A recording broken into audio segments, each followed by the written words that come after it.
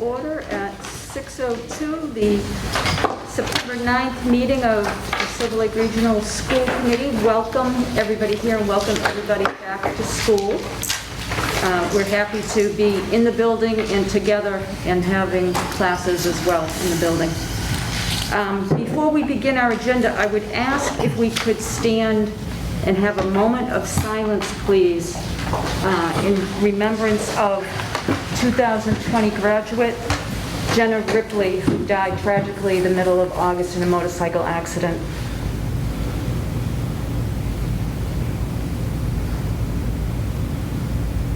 Thank you all.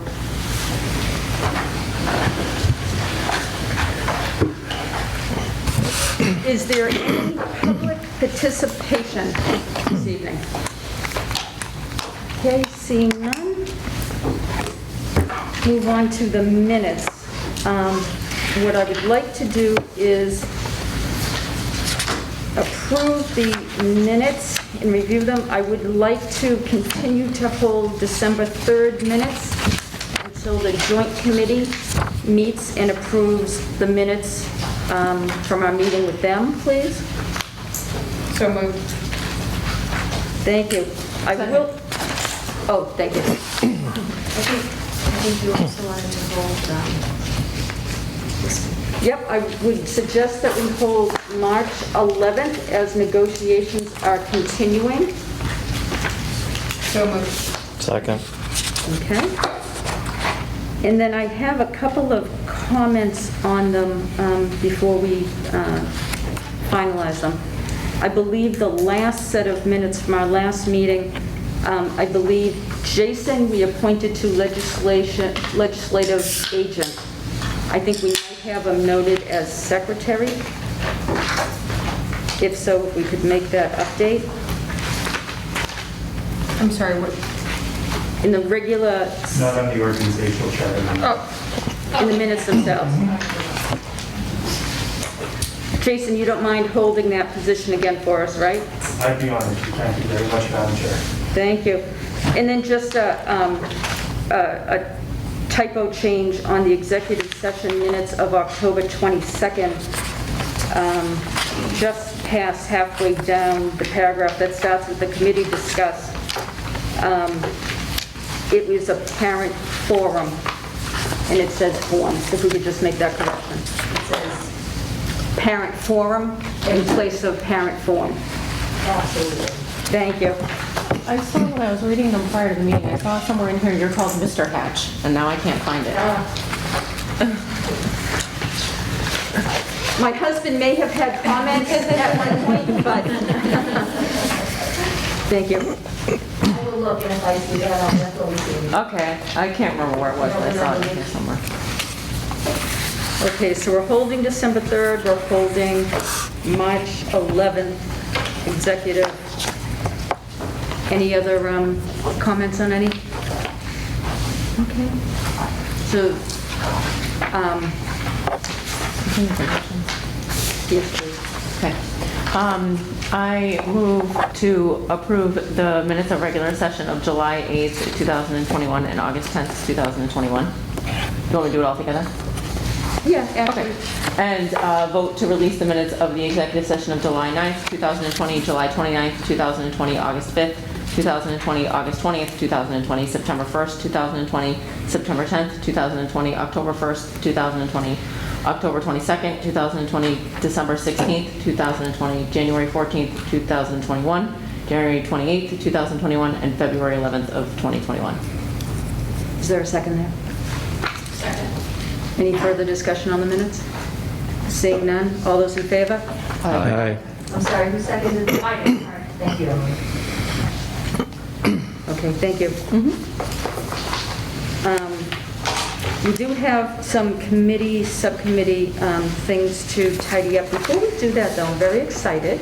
I'm going to hand it over to Principal Gill in a moment, but we have a student representative at the very beginning of the school year to join us, and that's wonderful. Riley Doyle is here with us this evening. She is a senior. and she is one of a couple of seniors that may be joining us for our committee meetings. And I'll turn it over to you, Michaela, too. Sure.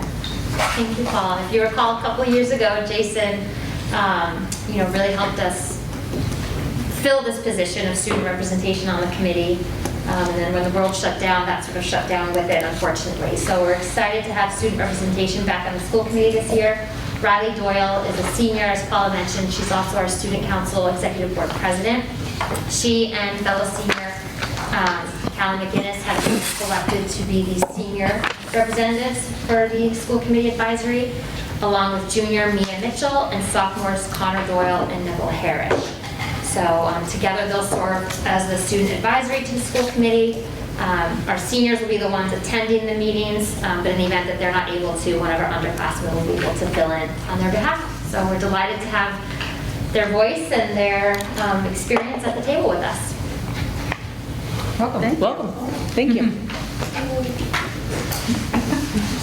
And again, as I said to you earlier, don't hesitate to ask us a question if you have, a particular question or interest in a topic or what have you. We're a friendly group, you'll find. You're very welcome. Okay, folks, the subcommittee assignments. Jason, I wanted to review this again, given that you weren't here the meeting that we did the assignments. We didn't fill administrative review, thinking perhaps that might be one subcommittee that you might want to participate on. Again, we did put you in as legislative agent, and I believe in the SAFER committee, we may have actually put you on that one as well. So I wanted to give you the opportunity to, express what committees you'd like to participate on before we finalized everything for the year. I appreciate that, Madam Chair. In deference to the members who've been here longer, I would defer to others. I'd like you to treat me as a junior member again, please, until I get myself acclimated to the committee. I'd be honored Nice to try, serve in any Jason. Nice capacity.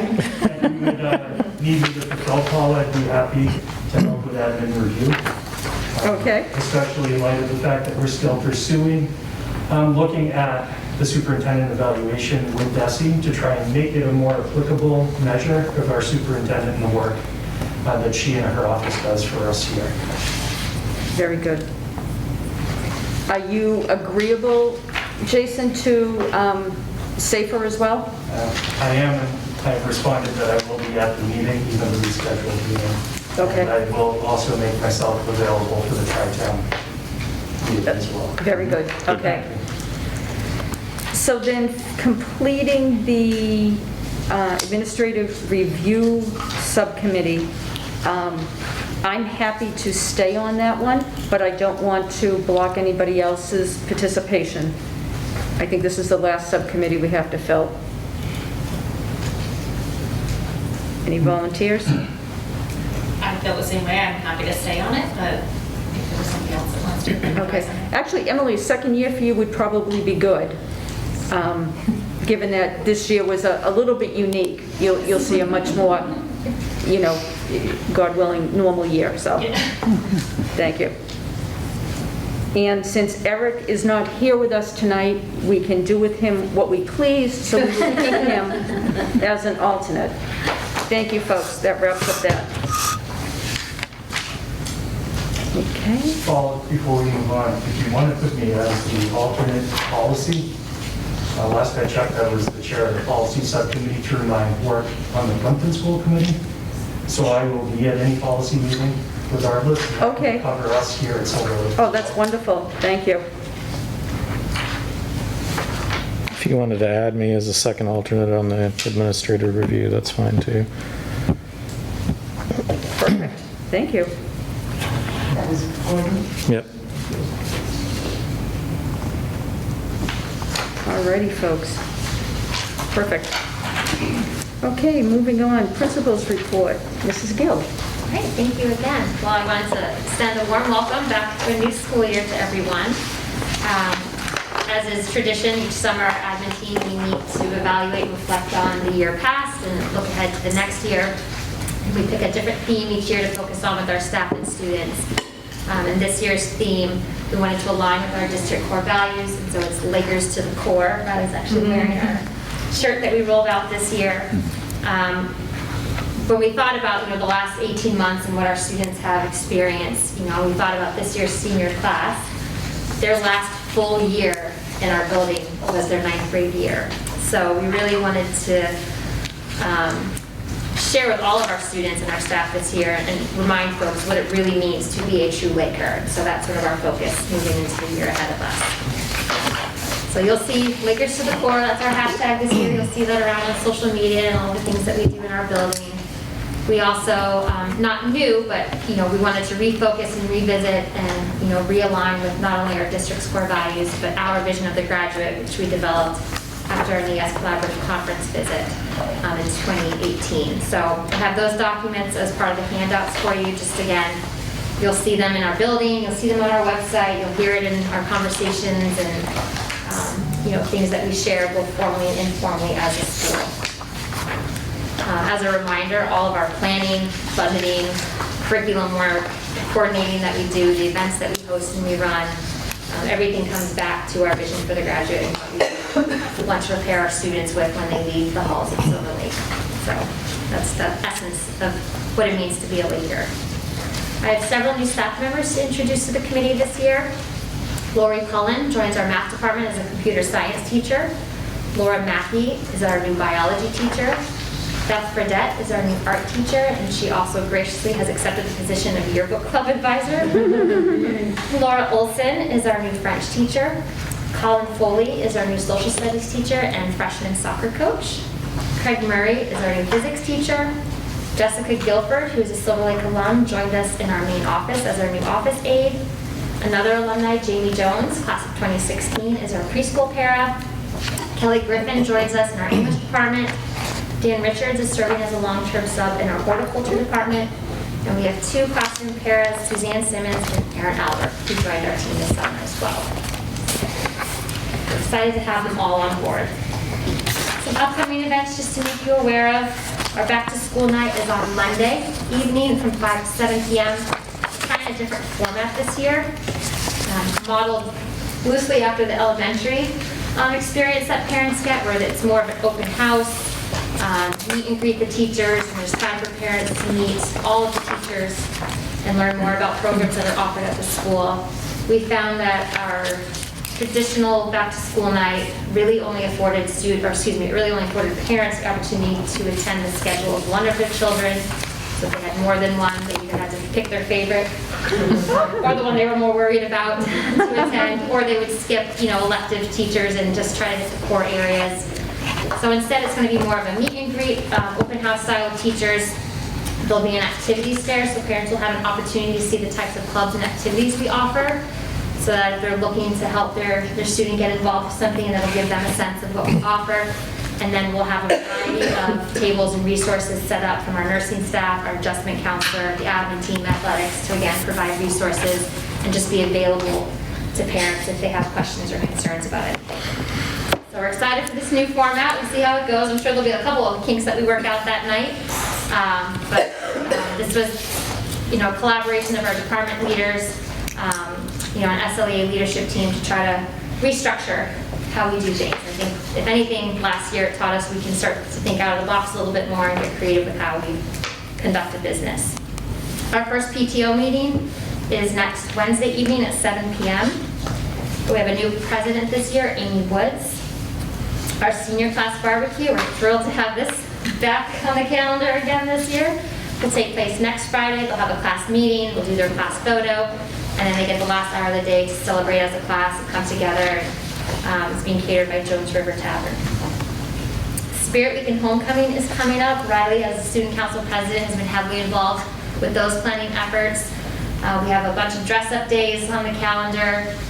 We're returning to our pep rally. We've got a homecoming dance planned. We have a tailgating event planned. So we're thrilled to be back to as much normal as possible with some of these more fun events in our building. So we're thrilled to have that. Riley, is there anything that you wanted to add about that week? I don't want to put you at the spot, but Any tailgating, we normally do on Saturday, but this year we're doing it the Friday night, so it'll be 4 to 6. The game will be at 7, and then the dance will be that Saturday, 6 to 9. Nice, thank you. Fingers crossed, we don't have to worry about mosquitoes Friday night. And then the first week of October, we have our parent conferences. We found that we had a lot of parent involvement last year with the remote option. Some feedback that we received from our community is that they were more likely to attend if they didn't have to leave work or they didn't have to leave younger children at home. So we will provide both in-person and remote parent conferences so parents can choose their preference. Teachers will be in the building, able to handle both. And then coming up next month, our accreditation visit from NEASC will be October 17th to the 20th. I will be sending out more information about that. Those of you who were here in 2018 for the collaborative conference visit, if you recall, we invited some school committee members to meet with the visiting team. They like to have gatherings and ask questions to different stakeholders, so I will be reaching out for some volunteers who may want to participate in that in the next couple of weeks. I have a donation request this evening. I'd like to accept a donation of materials to be utilized as teaching supplies for our automotive program. Automotive parts such as suspension, braking systems, cooling components, hoses, fittings, and other miscellaneous auto parts from Callahan Automotive in Pembroke. They recently liquidated their parts store and they wanted the items to be put to good use. And of course, if approved, we would send a grateful letter. So moved. Second. Any further discussion? Okay, all those in favor? Aye. Thank you very much. BID Plymouth recently reached out to me. They're in the process of planning for a community health needs assessment. Kingston is one of the towns in their community that benefits from their services. And they're interested in hearing from parents and staff about what they feel may be unmet health needs in the town of Kingston. They're putting together an online survey and asked if the school would mind sharing that. So I did say that I would bring it to the school committee first to see if there were any concerns with sharing that with our families later next month. And that's a survey that would go out to them? Mm-hmm. Yeah. Thoughts on that? Can you talk about a little more detail? I don't know much more other than it's specifically for Kingston. Mm-hmm. So it would just go to the Kingston families and staff who live in Kingston would get it. I think they're really just trying to generate like what programs do they need, what are they looking for, what are their strengths, what are their weaknesses, and how to better support their community. Is it an appropriate avenue to go through the school? Yeah. Well, I mean, they're probably thinking that the schools have the most information about how to contact people, correct? Or are they specifically interested in the school population? I think it's to get contact with people, yeah. Are we opening ourselves up to other people using this as an avenue? I wonder, because I know in the past, I mean, like years, you know, people are having fundraisers, groups are doing whatever, and they've asked to use this, and we're like, no, because it just sets a precedent that, so I'm a little hesitant personally, but I don't really know a lot of detail. I think I'd really want to see the content also. Yeah. If it's not school related, I feel a little funny about it. Leslie Ann? Well, I'm 100% in support of the local health system assessing what resources we need or what we think of their resources. I'm just kind of wondering if they're willing to go about it the other way, is instead of us giving them information, they give us information to share so that they never see any of our data. I mean, that would be something I would be interested in, but I'm fully in support of them assessing the needs. I think that's a great community resource for all of us. Yeah, I don't think they're asking for the information, they're asking us to share the link to their survey. So I'm indifferent, so it just, I don't want to break any laws, which is what I'm here asking. What's the time frame? When are they looking to do this? It was sometime in October. Let me see if I can pull up the original email real quick. I mean, I'm not trying to purposely block or ask, you know, too many questions around it. I just, when is our next meeting? I just don't, as one committee member, I don't know if any organization outside of the school should be distributing anything to the parents through the school's mechanism for contacting parents.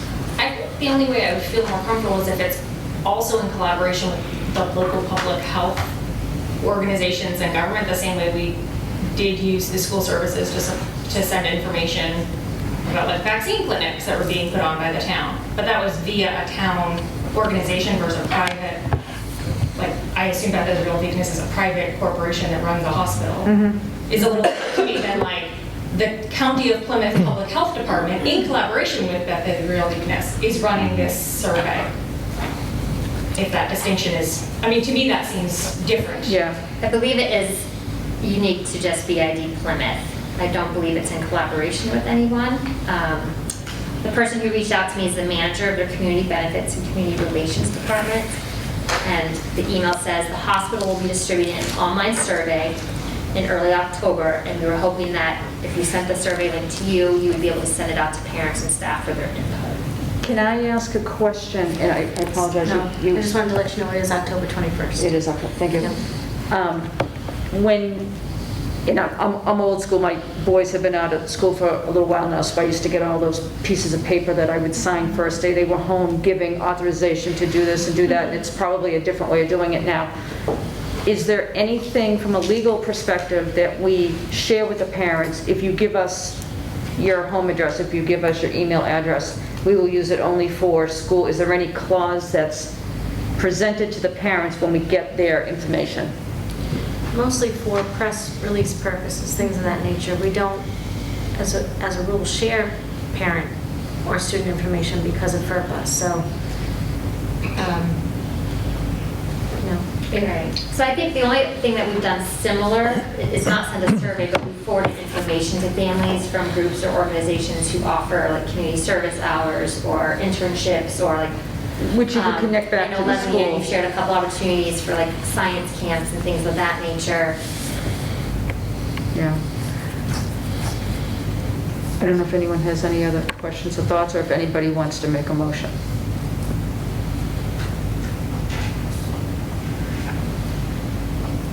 I'd like to refer it to the Kingston Board of Health and let them decide if they want to push it up from their end. I don't want to become a clearinghouse in this situation. Emily, I think you said it very well in summer. Also, the precedent setting. You know, even if we're legally allowed to go down this route, I don't know if we want to open ourselves to anybody else coming forward asking us to publish links, and you know, God forbid we ever delay by a couple days and the link doesn't get put up. And it's not what we're in the business of, and I think there's avenues that they could pursue that would be more appropriate than through our public schools. So I would make a motion to refer it to the Kingston Board of Health.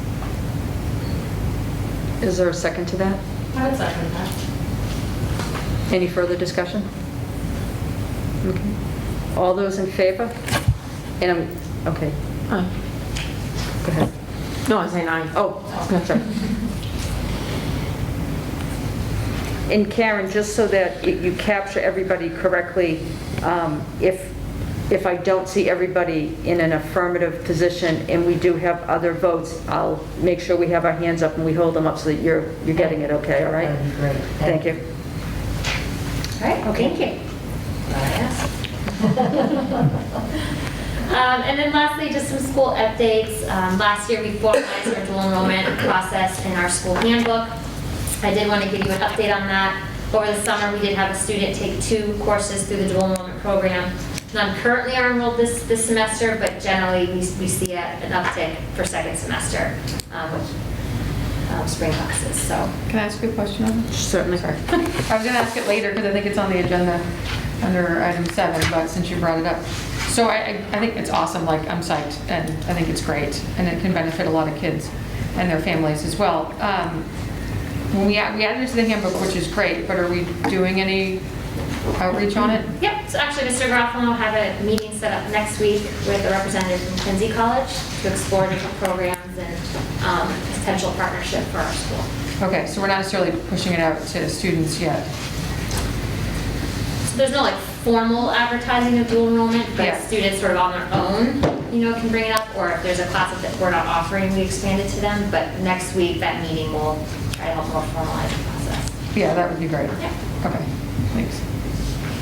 And there are a couple other programs in the area that, will set up those meetings too. And again, just want to thank our staff and our students for a wonderful opening to the school year. We're excited to get this year rolling, and I'll hand it over to Mr. DePiel now. Sure. So, first of all, welcome back, everybody. It's first time in the middle school this year. And there's definitely some normalcy to the starting of the year, which was really good to see the students in the classrooms, the excitement, the energy. So there's really a lot of positive things in that. I'd also like to start off by welcoming our new staff for this year. First of all is Jess Shalander. She's our long-term sub for our teacher here, and she's joining us from Silver Lake High School. She was there as a para last year, so welcome, Jess. We also have Max Hathaway, who's going to be a paraprofessional for our Therapeutic Learning Center this year, and he was our building sub last year. And we also have Laura Gianpietro, who's a paraprofessional for the DLC program, and she's joining us from PAC. And then we have Amanda Campos, who's our new building sub, and she was at Bridgewater Rainbow High School last year.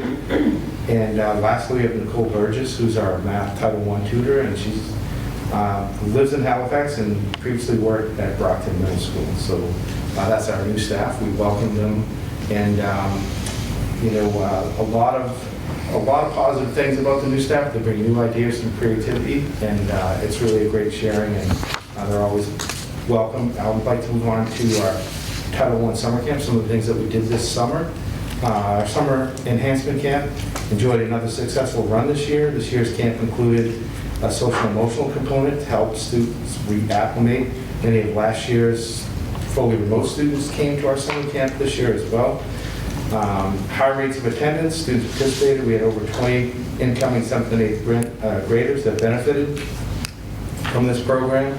I want to thank Wayne Reisfelder for administering the program, also Janine Nassar, Mike Bernier, and Max Hathaway for facilitating and guiding the program for our students this summer. And the program ran in July. We also had some great summer PD over the year with our faculty and obviously our administration. Excellent work was done on co-teaching, student sports, curriculum design with UBD, effective paraprofessional support, authentic learning with our 8th grade civics project. I want to thank everyone for the hard work this summer on these issues, and I look forward to seeing the implementation this year.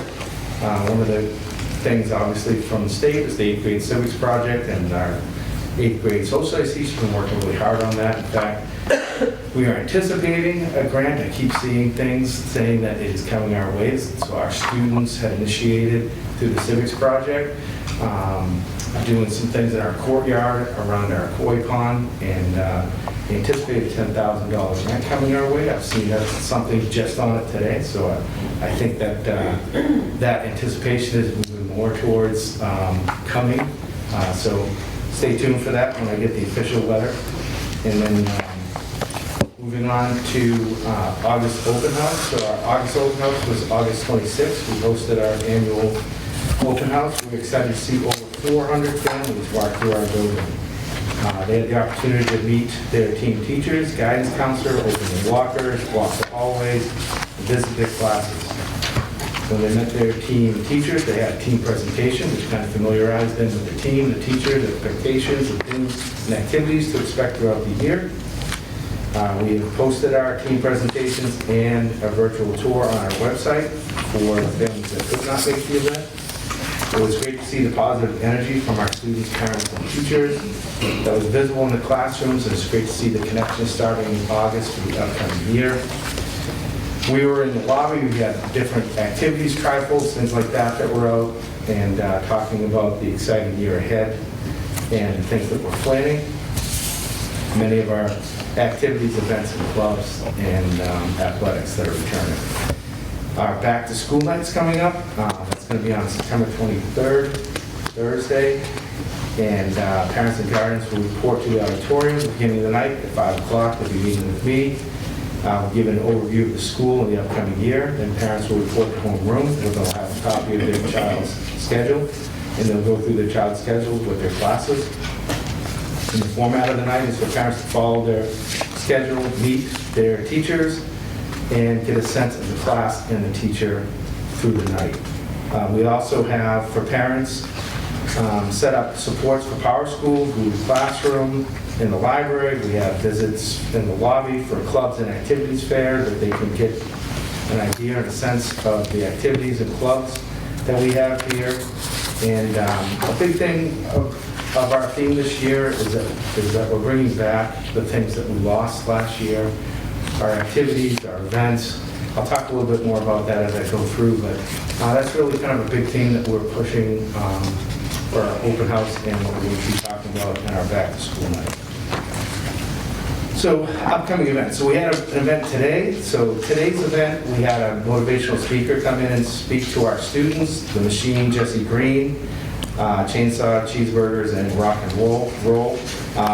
He was a speaker at the high school previously, did a wonderful job with kids there, and he spoke to our students this year. His message was to motivate our students to connect to their passions and reach their highest potential by connecting to what they're passionate about.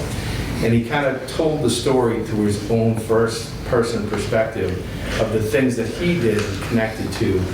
And he talked about his original job that he wasn't passionate about and the road that it took for him to connect to his passion. And once he did, there was nothing to stop him. And then he kind of talked about his road to get there. He talked about his failures, and then he talked about his successes. But on the way, he was always reaching for the height of the thing that he wanted most. And he did a very nice job connecting that message to our students. Students asked some good questions at the end of his presentation, and I thought he did a really nice job.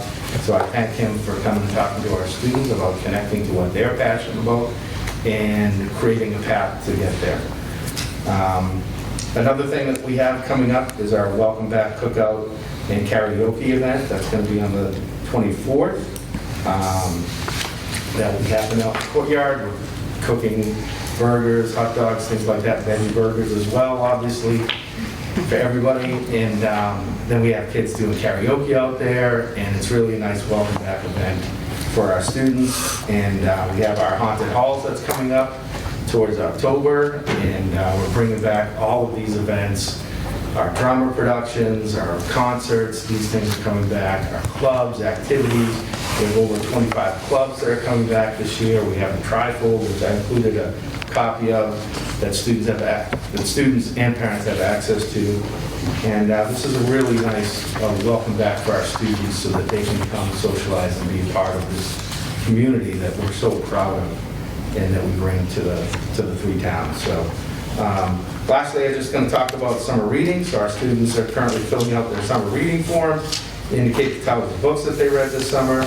And Mrs. Casey, who's our media specialist, is going to be working with those forms to group them up into book groups and to have them have an opportunity to have conversations about the books that they read. So that's happening right now as we speak.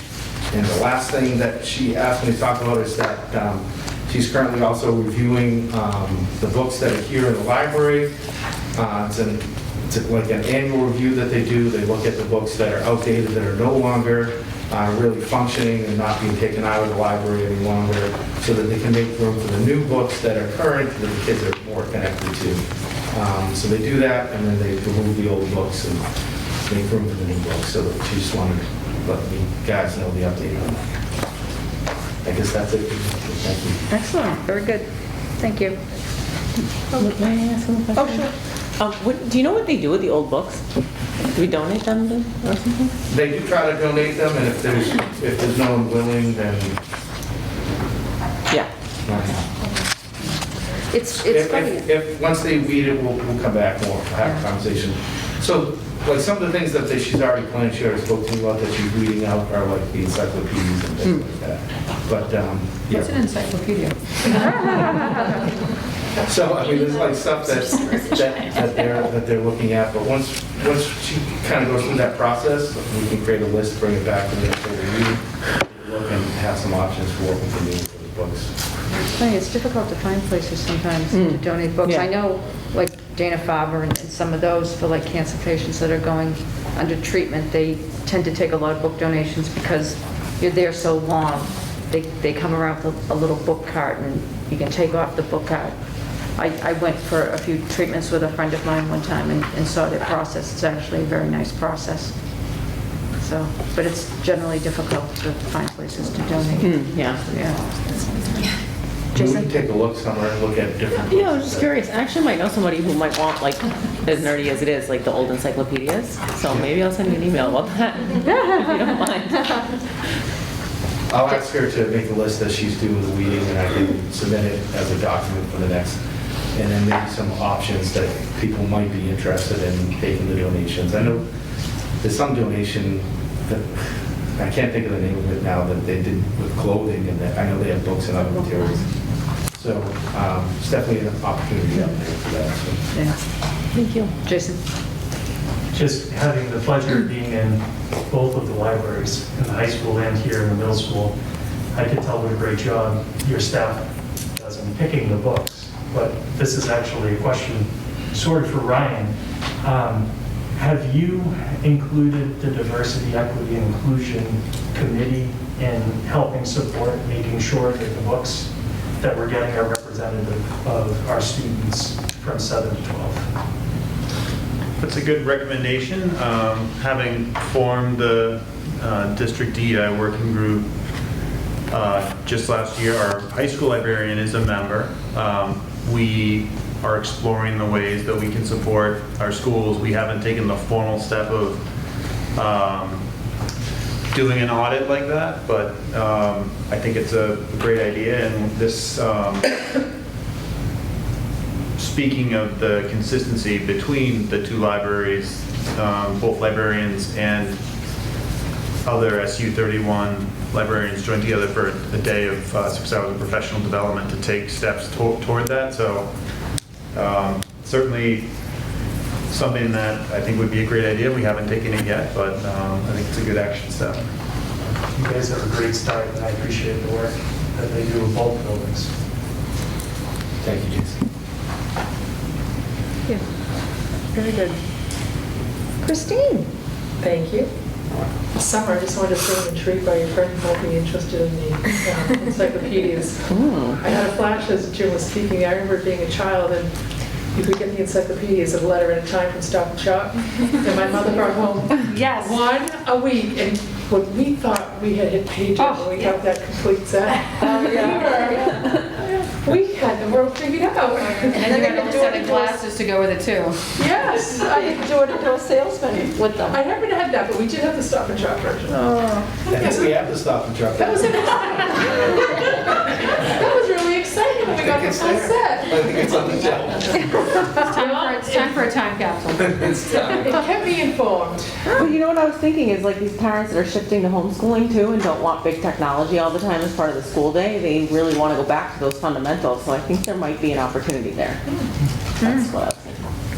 I like that. In the package tonight, you do have a copy of financial reports, and I know we have a few newer members here that haven't had a little speech of what's all included. In the package, you will see the financial includes one summary page, that's the top page, and that breaks down by function. Thank you. And the pages that follow are all the detail of our budget.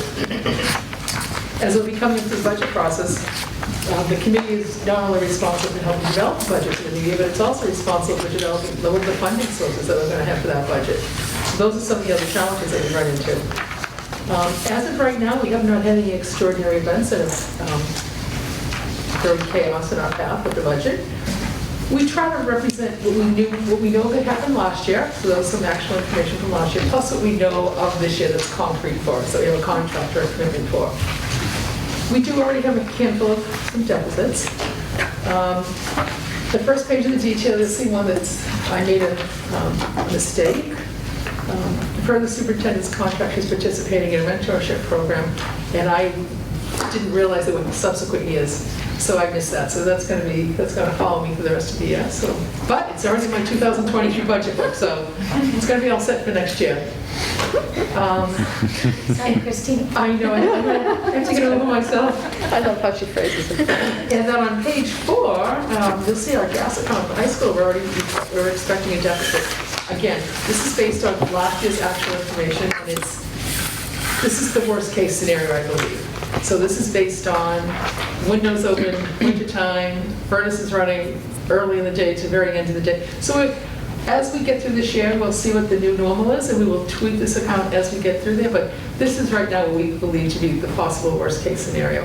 And last year, as this is all unfolding, we were already past the time in the budget where we had kind of made some commitment to those lines. So I just wanted you to be aware of that. And then another area that we also see a deficit is our insurance line. I didn't make a note to myself which page that was on. We right now have a deficit between our property casualty and workers' compensation insurance. That's on page 5, near the top of the page. Our insurance premiums have gone up for our policies for the district, the buildings, the grounds, everything that we have. And in the past, I've been able to take advantage of opportunities with savings through participation, seminars and workshops, and also we get a discount for early payment. And the discount has gone from 6% to 2%. So it's not quite what it was, so I'll have to consider that for next year. As you know, this is like a living document, so every month it will be updated based on the newest and best information that we have. And if you have any questions, please let me know and I'll try to help you. Go ahead. I have a question. A few people have asked me about what happens to the Silver Lake budget if Halifax doesn't get a quorum at our next town meeting. And I want to make sure I answer them correctly because it affects our budget. If we don't get a quorum at the next town At the special town meeting, because we have to, because the assessment wasn't voted by Halifax. At Halifax's town meeting, the finance committee supported a number that was less than what was going to support our budget. They supported a 2% increase in their assessment, went up more than that based on minimum contribution, items like that. So at town meeting, they voted a number that does not support the full commitment that they would need to make for their assessment for the year. And we did not have a quorum last night. And if we don't have a quorum September 21st, what the town is planning on doing is having at the special town meeting, within the annual town meeting, they will address it then. Okay. I didn't even realize that was... Yeah, it's like $130,000. It's $130,000 is the difference. Yeah, but they were only supporting a 2% increase for other departments, so that was all they allocated towards the Silver Lake assessment. Don't they have to fall sort of in line to the other two towns? That's why We do, but we need to vote it. They need to fix their books, so to That's speak. right, they Okay. need the town meeting, the special town meeting. Okay, to vote. We're not going to be shorted here. That's Okay, yeah. because, all right, now I understand. It's the formality of it, they do have to support it. Okay, yeah, because the two towns force it. Right. Yeah. Yeah, right. Oh, and force is in a strong way of putting it, but in essence it is. Yes. Okay, all right, Yes. wow, okay, I get that now. One thing I did forget to mention is the warrants. I know there's a large number of warrants that go through. We try to sort those by fund type.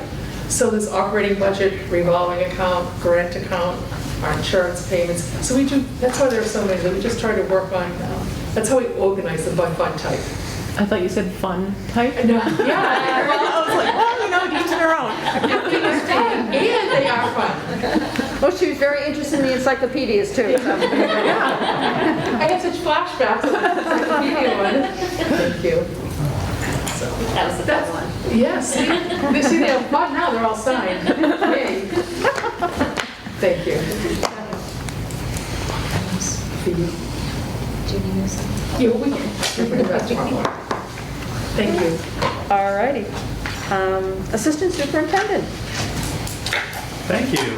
Inside of your packet, you should have a curriculum instruction and assessment update. I just highlight a couple of items on there. This summer, we had teachers 7 through 12 engaged in creating curriculum units, and teachers from the English department, math, science, social studies, world language, the librarians, as I mentioned, art, music, and wellness, all had the opportunity to work together to create curriculum. So continuing this year to make progress, creating a TK through 12 aligned curriculum. It's not something that can be done in a single year, but it's a priority on our strategy for district improvement, and we're excited to take additional steps toward that this year.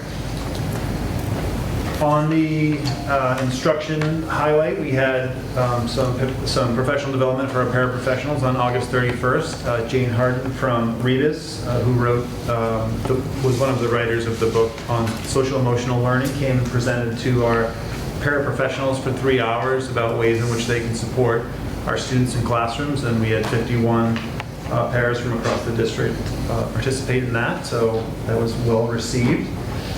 I wanted to thank the Professional Development Council and everybody for their work to support our successful opening day on August 30th, where the Silver Lake teachers in the entire district met at the RJK Auditorium for a kickoff. And thank you to our middle school PTO and the high school yearbook committee for their support for some breakfast treats for teachers to make it a celebratory and energetic welcome back.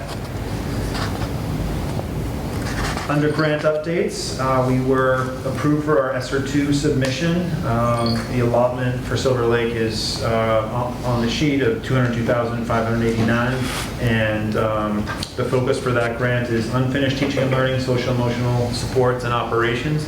We continue to work with administrators and teachers on where we're seeing needs for students and additional tools and things like that. Ryan, can I ask a question about that? Sure. I think in their last meeting, one of the things Jill talked about was that that we did not want to say devote a lot of time to going backwards, that we were having to try to integrate catch up and that sort of thing. Can you talk in particular about how we would look to use that money and how we would be catching people up? Sure.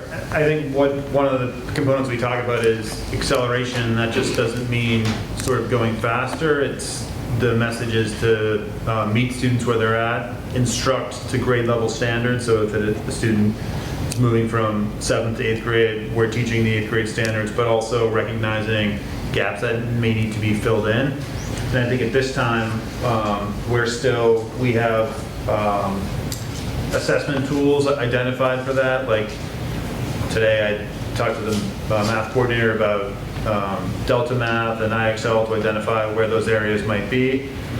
And that's not just academic as well. We're assembling, as part of the strategy for district improvement, a district SEL task force and looking to invest in measures that would assess where needs might be for our students, every student. So those are just a couple of areas where I think the first step is to make sure that we're right about what the need is. And I know at one of our high school departments this week, part of the conversation was, what are you noticing here in the first 5 days? So I think we're at the step of identify, assess, and then act. But And any projections on what ACT looks like yet? not yet. I don't think.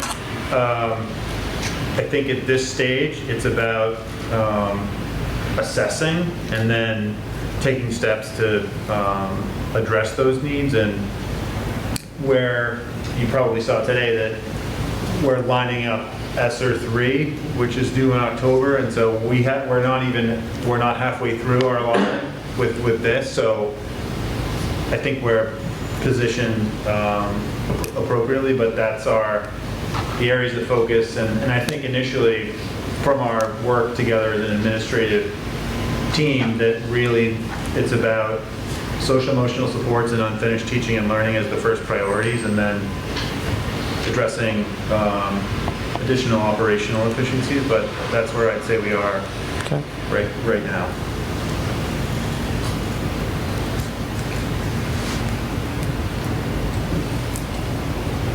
And we're really listening to what principals, coordinators, department chairs identify as needs for their department, and I think that's how we're progressing. The other two are traditional grants, Title 2A and 4A we get every year, and that's been identified for how we typically spend that. And then lastly, as far as DESE compliance, we have our self-study for tiered focus monitoring that was completed and submitted for the Office of Language Acquisition, which deals with our English learners to making sure those students are fully supported and we're in compliance. And we'll have an on-site visit this year in December to make sure that we're doing everything that we need to do in supporting students and families. So that's an update for curriculum assessment and instruction. Any other questions? Okay. Great, thank you. Superintendent vote. Thank you. So the first item on our district update is a reminder that on September 25th from 10 to 1 p.m., Kingston Intermediate School will be hosting, in cooperation with the Kingston Board of Health, a vaccination clinic for our community members in Halifax, Kingston, and Plimpton. Should people need and want to be vaccinated, it will be held in the Kingston Intermediate School gym. The summer meals, I have an update from our school nutrition director, Megan Aaronholtz, some data that might be interesting to you. From June 23rd to August 18th, they offered meal bundles with 5 breakfasts and 5 lunches in each of them each Wednesday at Kingston Intermediate School, the Silver Lake Regional Middle School, and Halifax Elementary School. Those were their 3 points of distribution. They served 25,998 meals. That was 12,999 breakfasts, 12,999 lunches. And they had about 100 to 140 children participate at each site. So we just want to thank the school nutrition staff for their help in helping us to meet this need for the students in our communities. In your package, you will notice a DESE and Department of Health overview update for you. Originally, we had planned to present, but given the space, you have these slides in your packet, and we wanted to be able to tape for tonight's meeting since we're in person. So the first item that I want to point out to you that back on May 27th, that all districts and schools will be required to be in person full-time 5 days a week. Originally, the language was that masking was recommended, but then, I forget the date, I just had it. On August 25th, public school students ages 5 and above and staff in all grades are required to wear a mask indoors in schools, except, as noted below, masks are not required when outdoors, and all visitors are also expected to wear a mask in school buildings. So that came out on August 25th. The state is using vaccines as the primary mitigation measure.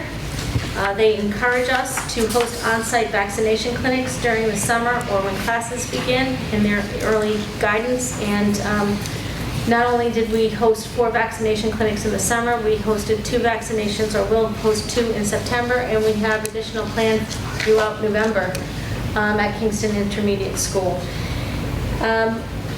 There is no social distance, minimum distance requirement, unlike last year, where we were required to have students seated at a certain distance. That is not in the guidance this year.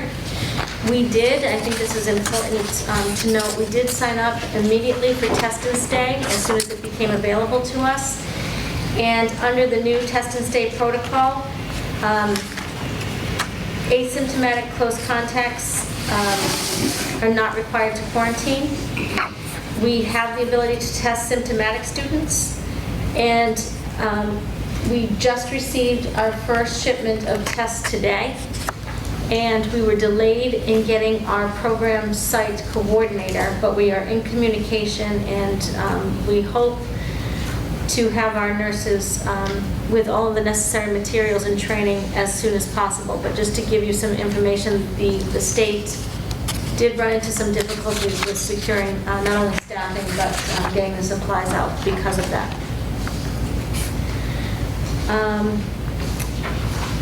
Close contacts are defined as individuals who have been within 6 feet of a COVID-19 positive individual while indoors for at least 15 minutes during a 24-hour period. There are certain groups that are exempt from testing or quarantining, which is different from last year. So you might be a close contact, but you may not have to quarantine or be tested. And testing, test and stay is optional, and there are forms that will be going out for parents to opt into this program if they so choose. But the idea behind it is to prevent students from having to quarantine if in fact they test negative for COVID and they are asymptomatic. So the following groups would be exempt from testing and quarantine if you're asymptomatic and fully vaccinated, if both individuals were masked so long as they were 3 feet apart. Individuals on buses must be masked, so as such, individuals who are masked on buses when windows are open are not considered are exempt from testing and quarantine. And then individuals who have been previously diagnosed with COVID-19 and then become a close contact of someone with COVID-19 is exempt if that exposure occurred within 90 days of the onset of their own illness and the exposed individual is recovered and remains without COVID-19 symptoms. So in your packet, there is a lengthier, detailed piece that was sent out from the Department of Education that has been shared with all of our nurses and our nurse leader. That has more details about the process for test and stay and the different flow charts of what to do if a student is symptomatic, if a student is a close contact, if they've been vaccinated, if they haven't been vaccinated. All those kinds of things are outlined in that packet for you. They look like this. Very simple to more complicated. But I'm happy to try to answer any questions. That's far more detailed, but I wanted to give you a general overview. Please know that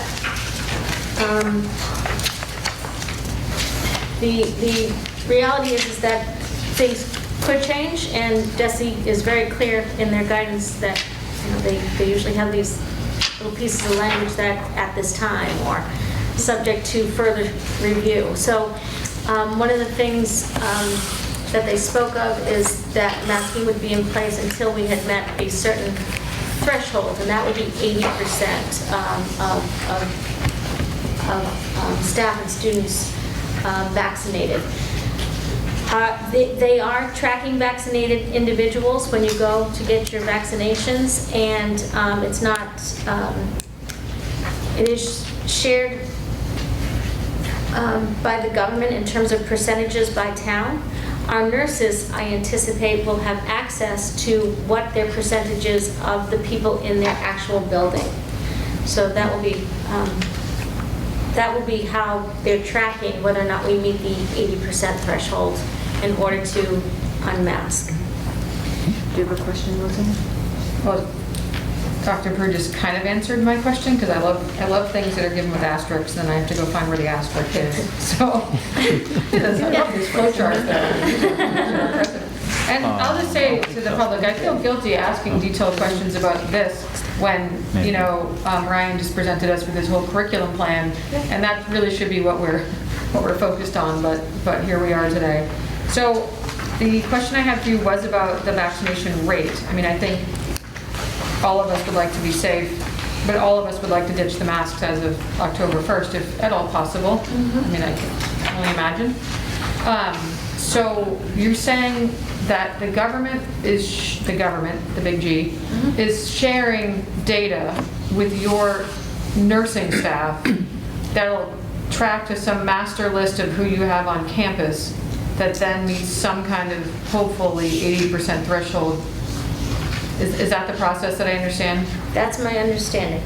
Can we put like one of those thermometers out front that we have for like a fundraising thermometer that has like vaccination rates so we can see how close we are? Now again, I haven't seen this spreadsheet. I do have access to this spreadsheet, which gives us percentages by towns, and ours is a little bit more complicated because we have 3 different towns filtering into one area. And even amongst this data, if 16 to 19 is more elevated than other categories, one reason may be, and is most likely, because many colleges and universities require the vaccination rates. So we might appear to be, meeting the 80% in a community, but remember, this figure includes 19-year-olds, and so some of those students have gone off to college, and that may be elevating some of our figures. But it's not, the data is not just, this is where I wish Laura was still around, the data geeks, but the data is not just the students, correct? So the they data can- are the staff as well? Well, for this, I mean, the for this threshold that we have- particular yeah. chart that I'm looking at, they can actually parse out the students between 12 to 15 and 16 to 19. But our staff comes from a variety of different communities, so. Right. So again, we're all employed by the state, and so my understanding is that they probably have access to that information by school. Okay. Again, I haven't seen it, but that's my understanding of how it's going to work, that the nurses will have access to this information. So this may not be a very popular comment or question, but and I wish Fred was here because he'd probably flick me on the side of the head. But at what point do we as a school district decide that we're going to require vaccines to get to that 80% threshold? I don't believe that legally we have the authority to do that. That is beyond our scope of authority. Fred said last meeting that we can't ask vaccine status of any of the students, which would be, that would be the key part to But sort we of require enforcing. other vaccines to be in school. Yes, and part of that is, that's at the state level, that's not at the local Okay. level. Yeah. But my understanding was not that we can't ask their vaccination status, but that we can't mandate the vaccine for them. Because my version, I was just reading these FAQs this morning for another reason, but the one that I read online, which is the frequently asked questions from August 20th, 2021 from the Department of Ed, so it's very similar to this, but not in the section 4. But they have a bullet 13. Can the school health professionals check an individual's COVID-19 vaccine status in the Massachusetts Immunization Information System, MIIS? And it says, in general, school health professionals who are authorized users of MIIS can check MIIS to confirm adequate up-to-date immunizations, avoid unnecessary immunizations, control disease outbreaks, or otherwise needed to confirm compliance with immunization requirements. Authorized school health professionals may check the COVID-19 vaccination status of any individual in MIIS for those purposes, regardless of whether vaccines are mandated. So it sounds like they do say we can check it. The nurse can. Yeah, the nurse, any authorized, whoever is the authorized person for the district.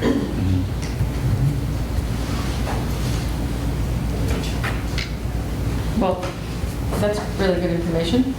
I don't know, it's like half the same information as these FAQs, but like slightly different order, but I'm So to accessing the information to determine whether, for the state to determine whether or not we're at a phase where we might be able to be approved to remove our mask is very different than accessing the information to coerce people into getting a vaccine. Right. So I think those are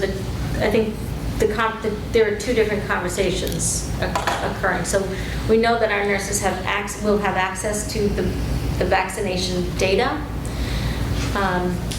But I think what you were referring to is how can we encourage people to get vaccinated? Well, I mean, based on what's coming out of the White House, we're going to have to get vaccinated regardless. Did you hear Biden, or yeah, he's finding School staff. companies with over 100 employees and,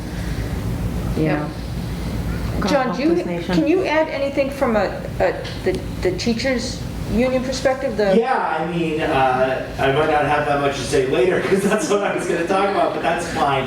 I mean, my understanding is the same as what's been said, and I read that FAQ myself, and, I know that many teachers, if not the vast majority of teachers, are very interested in not having to wear the masks anymore. It's difficult to hear the students when you're asking questions in class. Obviously it's, would be more comfortable without them.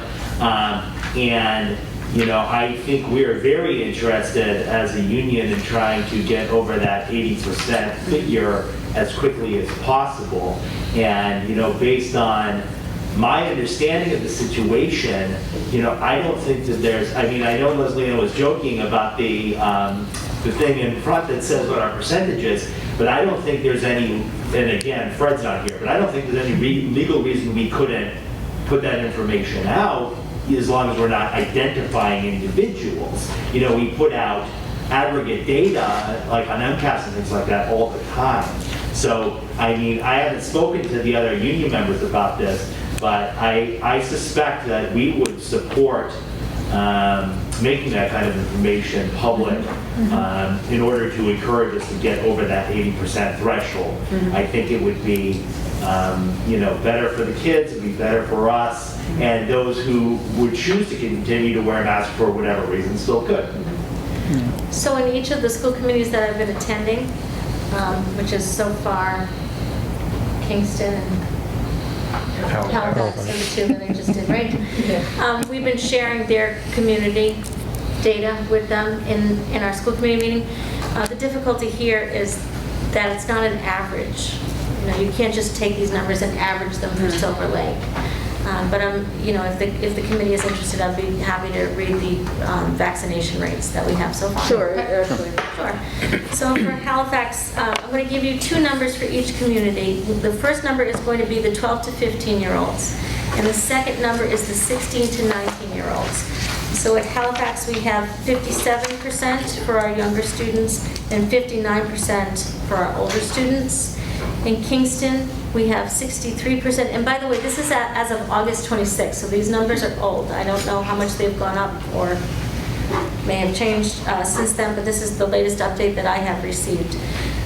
Kingston, 12 to 15 is at 63, and 16 to 19-year-olds are at 84%. Plimpton, 65% for the younger students and 71% for the older students. Yeah, I think we'll know when we know, I think is the kind of way to look at it. We're not there October 1st, and we know we're at below 80. We don't know if we're at 72 or 75, but I think we'll know, and every week we'll be aware that, yeah, we're not there yet. And I mean, these numbers are not close to 80 on average, or even if you sort of selectively pluck a group, I don't think. Yeah. So. Rosalia? But these numbers that Jill just gave us are a completely different population than what we need to track in order to meet that 80%. Yeah. We need, as a school committee and as a community, we need to know of the people that we employ, the people who come here every day, and the students that come here every day, what is our vaccination level? And I think that we don't meet again until October 20-something, and we should be getting weekly updates on the aggregate number of where we are with our actual population of people. Not community numbers, not generalized numbers, but I would like to know of the, well, I don't even know how many students, 2,000 students in our two schools put together, about, I'm just guessing. 1,700. Close to 2,000, 1,700 plus our, how many staff do we have? 500? Over 200. Well, all combined and not everybody. Whoever those individuals are, we need to track what their vaccination numbers are. And I'd like to get that information every week. I don't want to know who they are. I don't know what persuasion they're from. I want to know how we're tracking towards that goal. So if I make a motion, I'll make a motion, but I would like to know that data every week. Well, I'm going to first ask how accessible the data is now, and if... Again, I don't know how timely the data is going to be. We would probably need to present it in a way with when the data, what it reflects. For example, I just told you this is as of August 26th, right? I would need to talk to our nurse leader to see how accessible that is. We could put a tracker on our website just like we do for COVID cases, and we could update that with vaccination rates in a similar way.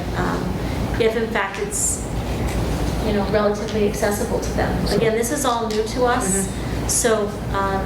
But I think to Leslie Ann's point, what you just read is not what we need to track. And to her point, can we right now actually track that? Could you actually pull that out of the database? Is the state telling you that right now? That's not what we're being told, no. Okay, so even if she motioned right now to say, I require this, we require this each week, you couldn't physically get it from the state because they have not supplied a data stream that would actually tell you that right now. As far as I know, again, I would need to talk to Nurse Beck to see if she has access to something that perhaps we're not able to access. It sounds like if you need to track a child, and I don't know if this is correct or not, for the test and stay, you'd have the ability to go in there and look up Leslie Ann and say, okay, Leslie Ann's been vaccinated. Right. She's a test and stay candidate, right? So if it's going to go through the parameters of what we need to do. I think what we need to figure out, and just to answer Leslie's, can we create a group which would be our specific 1,700 students and staff and whoever's here, and then you can pull up, a new saved search almost like you would on anything else. Because it should be just like one number per school, Yeah. basically, which is, we're at 65% at the Yeah. high school, we're at 58% at the middle school, and we're nowhere at the elementary school because you can't do anything. We need Laura to create a tickler or something for that. But I mean, if we can't, Madam Chair, if you don't mind if I continue, if we can't get, I think it's great that you look to see what available information that your health providers can get you for us. And if you can't get it, then I think that we need to send a letter to DESE that says, tell us how we're supposed to get these data on a regular basis such that we can track how we're doing to meet your mandate by October 1st or some such date that they've assessed, so we can work towards that goal. So we learned about a portal today, the Test and Stay. So again, that was just discussed today. We haven't actually been in the portal to examine or to look around because that was literally this afternoon. And as you know, many of you were in the same meetings as me this afternoon. So again, I'm not saying that it can't be accessed. It's just this is all very new. Yeah. And to what format we can present this to you and how timely the data is, I'm not certain of. So I'm not saying we won't do it. I'm just saying I need that time to talk to the nurse leader and to go into the portal myself to see what is and is not available to us. That's fair. That's totally fair. I'm just thinking, Madam Chair, that maybe we need to have another meeting before October 23rd because, this is critical to how we're educating our students and providing a safe environment for our staff. I'm going to ask Jason to elaborate if you have anything to add, because I know you had your hand up at one point. So DESE is not as large of an organization as you may believe it is. It does not have the manpower, nor does Mass DPH.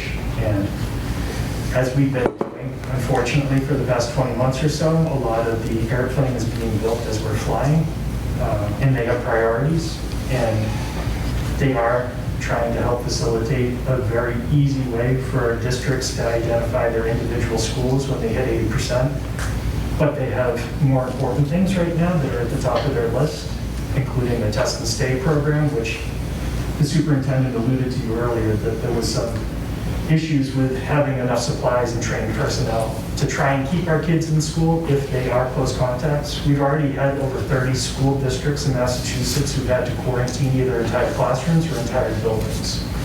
And the Test and Stay program is to try and keep kids in school 5 days a week so we can educate them face-to-face in person. They are going to have something ready for us, God willing, by the end of the month. But I also want to let you know, if you weren't participant in the Board of Elementary and Secondary Education meeting where they voted to give the commissioner the authority to institute the mask mandate, 3 members of the board spoke. One member who was ambivalent but voted yes, another member who was very opposed to the mask mandate and voted no, and someone who was extremely pro-mask mandate. All 3 of them did express that they wanted multiple off-ramps for the masking of our students in schools. So the 80% is the one that's quantifiable at this point. But if we saw the incident rates in Massachusetts drop per the CDC guidance, I wouldn't be surprised if the Board of Elementary and Secondary Ed went back to the table and started looking at that data as well. So it's not just this one metric that we're all focused on right now. This is just one of many metrics that's being looked at. And unfortunately, if you saw the data today, the numbers continue to rise. So most likely, it will be the vaccination status. There's 9 states right now that have, and the District of Columbia, that have mandated at the state level vaccinations for all school staff. And part of my legislative update was to let you know that Massachusetts is probably going to be one of the next states to have that as well. Which is interesting considering the numbers I'm hearing is about 90% of educators are already fully vaccinated. So it's not going to move the needle too much, but it might get us a little bit closer. Some school districts, by the way, as individual school committees, have mandated vaccination for staff and even some for some student activities. And I'm not suggesting that at this point. I want to put all the cards on the table. There's a lot going on right now. I know it's frustrating. But the people in DESE are doing the work, and so is DPH. As you may have noticed, Commissioner Riley came very late to the game in the masking of our students. It's because he's very concerned about many of the same issues that a lot of parents and a lot of you have expressed at this table. So it's an ongoing conversation at this table. This is not something that's concrete. So if I may just reassure you that if and when this information can be shared, not only can we share it with the school committee, but we can, we will look into putting that on a tracker and notifying parents that that information is also there so that they are aware as well. But again, I just can't promise you to what extent and how often that will be updated and what it may look like and how detailed it will be, or if it will just be a generic percentage rate. I honestly don't know at this point. What I can say is that we had intended to just update the tracker on a weekly basis because we had, especially at the end of last year, we had many parents asking us please not to send so many notices, that the students who were close contacts or the students who were positive were well informed and that we didn't need to do that. We were, we were following the state protocols. We're going to attempt to just update the district tracker, and if the expectations from the state change, you may see different information from us. But we recognize that some parents did not want to receive all of that information. And our intent obviously was to follow the state guidance, but also to be as transparent as possible because we knew that people were nervous about this information. So we're going to continue to update the tracker. If anything changes, we're going to comply with whatever the expectations are with regards to notification. Parents will be receiving information about test and stay as soon as possible. Parents will receive opportunities to, grant permission for their children to participate in test and stay. Close contacts will still be notified. And students who are opting into the test and stay program in particular will be able to stay in school if in fact they get a negative result, which is expected to be about a 15-minute wait. Now, how that actually rolls out, I don't know, but the webinar I participated in is that they would have that information within about 15 minutes. So the student would wait for the test results, obviously away from classmates and masked and with the nurse, but waiting for the results to come in or in a waiting room. I wanted to also mention, so because it's related, I just want to point out to you, I don't want to jump to this in the agenda because I still want to talk about the capital planning meeting, but because it's related to what we're focused on right now, policy EBCFA is a mask policy. I wanted to make you aware that under this mask policy, all of our students are required to mask. I wanted to make you aware that we have programs in other schools that are under the age of 5 that are currently masking because this policy is in place. So again, the committee will vote tonight as to whether or not they adopt this policy, but I think sometimes we forget that we have Silver Lake programs, for example, our pre-K program in Kingston, but we also have a pre-K program here in Silver Lake. And according to the Department of Health and DESE's mask mandate, it's 5 and up. But according to our current policy, it's all of our students. I'm sorry, before Jason, Summer actually. I just wanted to make one comment to caution us on focusing on this arbitrary 80% vaccination rate number, because as we've seen over the last 20 months, they constantly are moving the goalpost. And I can tell you right now that there are plenty of educational facilities, colleges included, universities that have 90+% vaccination rates and are requiring everyone on campus, regardless of vaccination status, to be wearing a mask. So I think that we're holding on to this false hope if we think that we're going to reach this magic 80% number and the commissioner's going to lift the masks off the kids, because as we've seen in the last 20 months that they just constantly move the carrot, and I just don't want to get all excited about a number that they're just going to change their mind on in 5 minutes. So, Jason? So Jill, I thought the early childhood education also was a mask mandate. So we looked at it today, and I read it to the team because September 7th, Children aged 2 to 4 who can safely and appropriately wear, remove, and handle face masks should be strongly encouraged at family discretion to wear face masks indoors and must be supervised at all times while wearing a face mask. This is from EEC, September 7th. So that was the most up-to-date guidance we could find because we were under the impression that they were also going to provide a mandate, but it's 5 and older must wear, and ages 2 to 4 is strongly encouraged.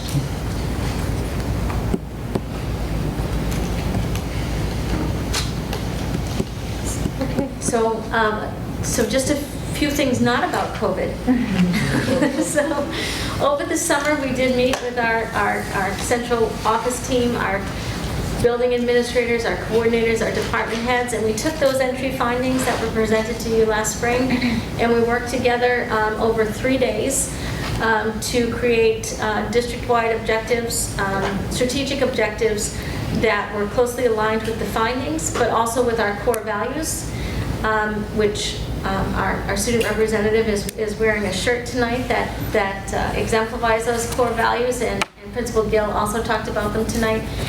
So we worked on those, and we worked on a draft of a strategy for district improvement, and we shared those objectives in sample school goals that would be shared with staff, that could be taken and adopted by staff members or teams, so that those are also aligned. It's also the expectation that school councils will be aligning their school improvement goals with their principals to make sure that we're all rowing in the same direction as well. So it's going to influence not only teacher and educator goals, it's going to influence school goals and school improvement plans as well. And I just wanted to thank the participation of so many stakeholders in helping to frame that. In addition, we held the Safer Committee held 3 building tours. We toured the administrative building, we toured the middle school, and we toured the high school, and we invited members of all of our communities, town administrators, we invited finance committee, select people, capital planning, if they had a capital planning committee, we invited them to attend as well, so that they could see our facilities. Matt Durkee and our principals pointed out some past and present projects that were taking place in each of the buildings, and we thank our community members who attended our building tours with us. And we're going to be hosting a capital planning meeting on September 30th. And again, those same community stakeholders have been invited to attend, so that we can explain how we have used our excess and deficiency funds in the past to fund many projects, to explain what types of projects we have funded, share with them some of our anticipated future needs, answer any questions they may have, and also provide updates to our capital plan in areas where we might need updated quotes for some of the things that are already on our capital plan for this year and next. So those are some upcoming events that we're looking forward to, and we appreciate participation from our communities. Chris, do you want to add anything to that? I'll do it in the special reports. That's Okay. fine. Thank you, All though. right. All right, thank you. New business, anything being brought up under business tonight? Nope, okay. Old business, update of the regional agreement. I read, I believe that this month, September, the 2020 census should be finalized and distributed, and that's a trigger for the regional agreement to be looked at by us and with Fred. So I would expect maybe some activity on this topic in our October meeting, if the census data is out. Go ahead. Do we drive that draft for the towns, or does the town deliver that to us? Which direction does that go, I guess, is my question. I believe it starts with us and Fred. Start with us? Okay. Yeah. Okay. Yeah. And it's not updated very often. It's funny No. because all the updates are in the regional agreement, and if anybody doesn't have a copy of that, let me know. But you've got the old, 19 God knows what coming forward. It's really kind of interesting to take a look at what's been done. Yeah, okay. Dual enrollment, we did talk about that already. We'll move on to special committee reports. John, finally, you've been so patient. Oh, thank you. So, Jim and Michaela already talked about this, but, from the teacher's perspective, I, wanted to share with you that it really does feel like a much more normal year. The kids are excited. We're not spacing out our classrooms. The kids are eating together in the cafeterias. So, aside from the masks, the day-to-day school really does feel like a normal year. And so we're really excited to be moving forward in that direction. And so, like we talked about earlier, the masks is, the big thing that I think would make us take that one more step towards normalcy. So, we talked about making that data public.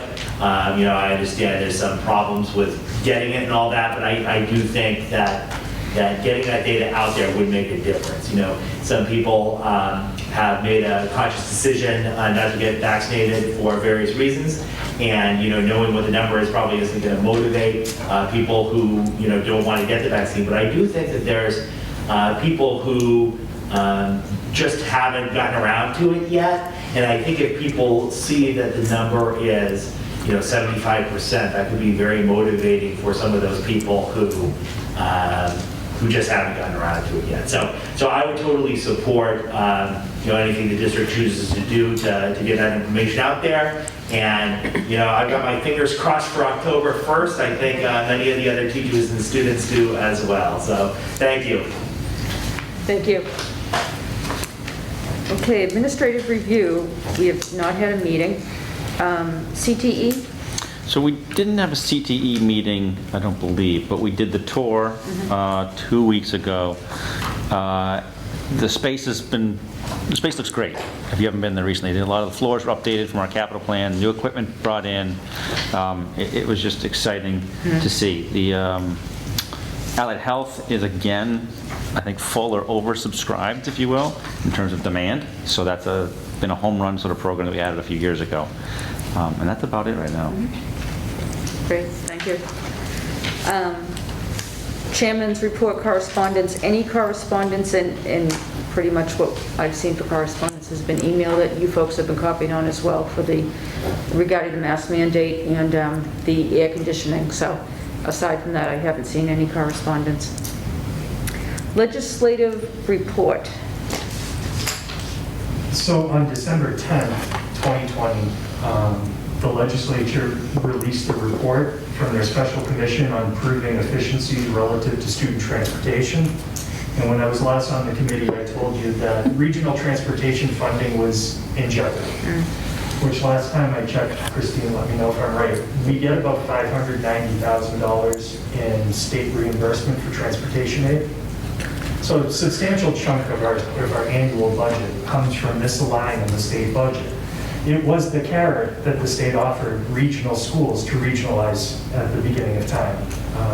And now that we're many years down the road, there's towns like Plymouth, for instance, who have an extraordinary amount of miles their buses have to drive every day, who's wondering why we get transportation funding reimbursement and they don't.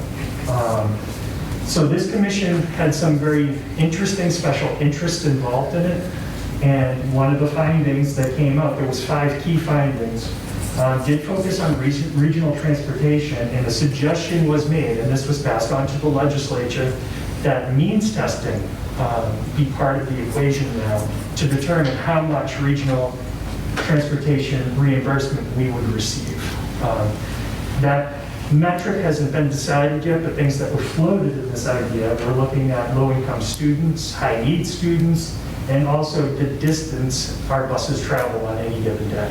So some regional schools, for instance, travel over 500 road miles per day. Our towns are relatively close together. I know some of the bus rides can be extremely long. For some of our students, we do the best to accommodate those kids. If you look at us socioeconomically, according to the Department of Revenue, I know we might not all feel it, but we come out looking rich compared to several other communities that are also regional schools. I'm extremely concerned about this provision in the special report. It was not included in last year's budget. I have spoken to both of our senators and our state rep. They are against changing the language in the regional transportation funding mechanism. There is a regional school caucus at the State House, and we've engaged them as well through the Mass Association of School Committees.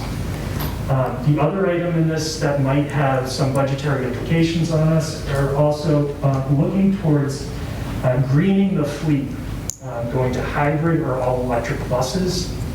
At the time this report came out, the closest facility to repair an all-electric school bus was in Montreal, Canada. However, the industries are moving closer and closer to make this something that could be realized. And some states actually use the Volkswagen emissions settlement money. Volkswagens had fudged some of their data about how clean their diesel cars were. And the money has been used to offset the adoption of electric vehicles, including electric buses. For example, Miami-Dade County used almost all of that money to electrify their school bus fleet. This is something that is definitely on the radar of most of our legislators. And there are definitely towns that are going to push for certain aspects of this to be put into this year's budget.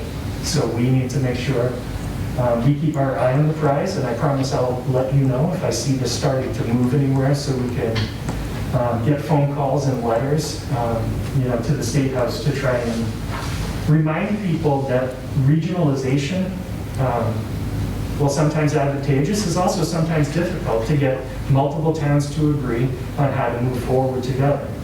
And I know the state's interested in more regionalization, police departments and fire departments. And I think we need to kind of sound the alarm to our selectmen and to our finance committees that this is the peril that we put ourselves in sometimes when we look at what the state is offering as a carrot, because they can always take it away. I also wanted to bring up that at the federal level today, there was a House bill being considered under reconciliation, being marked up by the House Education and Labor Committee.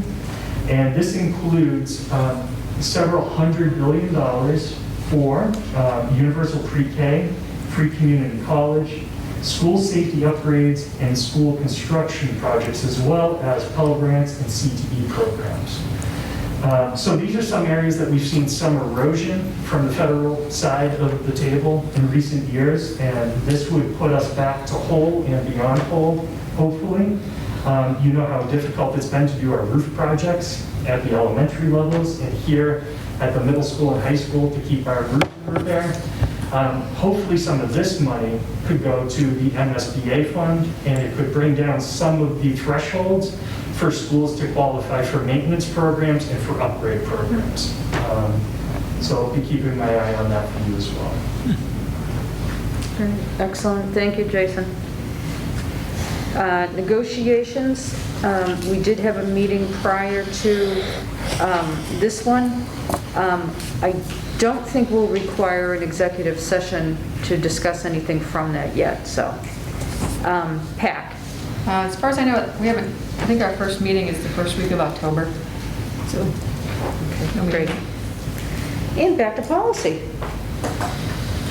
So I just want to point out, this is your second reading of the policies, but JLCC and JH, there are a few minor changes from Attorney Dupre.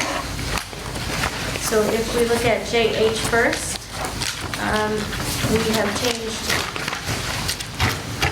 his character in the 1, 2, 3, 4, 5th paragraph to the student's character. And then under dropout prevention, he added the line to determine why the student has not been attending school and if the student is dropping out of school. And obviously we would need to change the adopted and approved dates at the bottom. For JLCC, he has taken out in the 3rd paragraph, the district reserves the right to require a physician's statement authorizing the student's return to school. So I wanted to point those two things out to you because those were changes made after the first reading.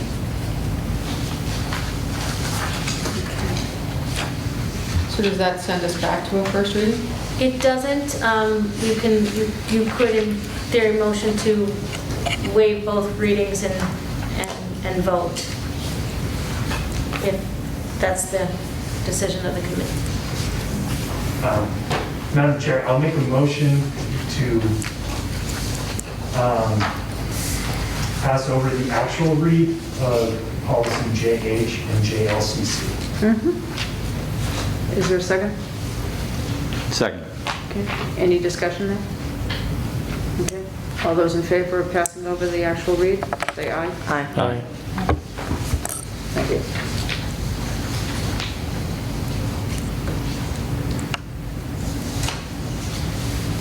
Madam Chair, I make a motion to waive first and second reading and accept in a single reading policy JLCC and policy JH. A second. Any further discussion, or do people want a moment? No further discussion? I know, it's Chris. Thank you. Just quickly, what was the intent of taking the doctor provision out? I'm sorry, I have to read it in context. It's been a while. That's the communicable disease one.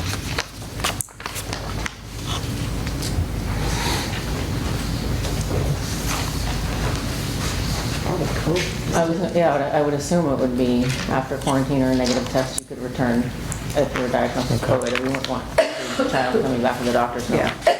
You don't have to require that. You just, Yeah. Okay. I don't know that we have. It would be, again, I can't speak for him, but based upon the conversation, my understanding that that's not something that we can require. Okay. We have a motion on the table. All those in favor? Aye. Okay, I think that was a unanimous vote.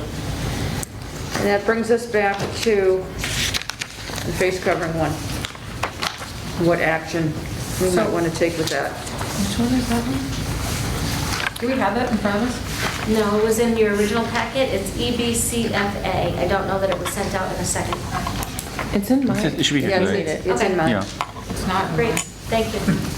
You can have mine if you want, Leslie. Thank you. You're welcome.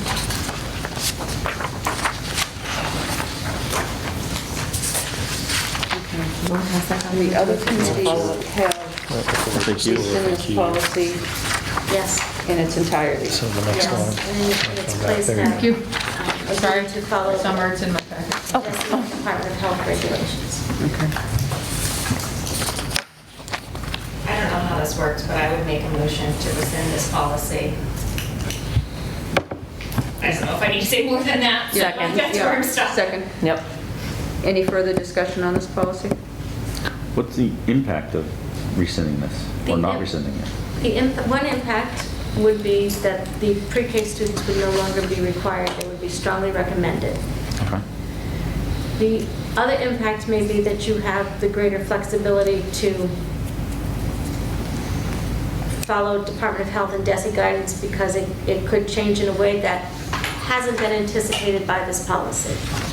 So I think people have tried to make it as open-ended as possible, but as we've all seen, there are certain things that we just can't possibly know or anticipate. So I think one potential benefit would be the flexibility of following DESE and Department of Health instead. And by removing this, we'd be following their recommendation, or that, I guess that's where the gray comes in. Right now, we're following what they tell us we have to do. If we don't have a policy, then we really can't do our own thing in any way, I guess. Right? They remove the mask requirement. We have no way of maintaining it, I Well, suppose. is there You anything have that we to make a should, new policy. Right, that's what I'm saying, right. is there anything that this should, like, should we replace this with anything, so to speak? Yeah. Jason? So the intent of the policy was just to support the administration and the teachers last year with the regulations that DESE had brought down upon us. In the spring, when they started relaxing some of their language, we were caught in a conundrum because you know how long it takes to reverse policy from time to time, which is again why the language was adjusted to give the superintendent in consultation with the nurse leader the flexibility to adapt. But we're allowed to exceed the recommendations of DESE, but not do less than. So by removing this policy, it would again give the superintendent and her administrative team, in consultation with their medical advisors, the ability to meet the DESE requirements and to adapt as they change. This would not put us in a position of jeopardy at all. Leslie? And maybe I'm just not misunderstanding this right, but we, if we take this policy away, how do we distinguish between DESE, CDC, and DPH guidance and requirements? So, for instance, you're suggesting in the population that's ages 2 through 4, it's strongly recommended that they wear a mask. But that's not a requirement. So if we remove this policy, we take away your authority, your position's authority, in consultation with your medical advisors, to determine whether or not we're going to do that. So what do we do with guidance and recommendations versus requirements? And that's my concern about taking away this policy and taking away the authority to provide you with that ability. So obviously a mandate is more enforceable, whereas strongly recommended, we can, share that and encourage, but it's a different level of enforceability, I guess is the best way that I can think of to try to describe the difference. So you're right, if this were to go away, then we couldn't require elementary, the pre-K students to wear masks. We can only strongly recommend without the policy. And then my other question is, oftentimes the CDC guidance is in conflict with the DESE guidance, which might be in conflict with our own DPH guidance. So we've all lived through that. It's not been fun, and we're left with that conundrum. So we are not, I know this sounds really weird. CDC doesn't provide us with any direct regulation. Right. So they cannot mandate masks for us where DPH and DESE can under Mass General Law or Code of Massachusetts regulation. So there's no federal agency that can bring this mandate upon us. So CDC can say what they want, and we as a committee can decide to follow their guidance and make it a mandate, but that's the big difference between what we would be doing is we would be following MGL and CMR and what Commissioner Riley has put out there through his authority as the commissioner. So I understood your previous comment to be, though, that notwithstanding the stated policy, that the superintendent was free to go stronger than what DESE recommended, but not less than. So, for example, if we rescind this, then if I'm understanding you correctly, she would still have the authority to say, we as a district are mandating masks for kids under, under 5. I must have misspoke. We have the authority to go farther. But not the superintendent. The superintendent cannot. But she has the ability, if we give her some latitude, to adapt more quickly than policy can adapt. Okay. And this policy gives you that authority in paragraph 1, right? Well, the problem with paragraph 1 is that it's DESE, DPH, CDC. Yeah. It's and. Right. So that's one problem. Yeah. And again, I think that here's an example from last year when they said no masks outdoors.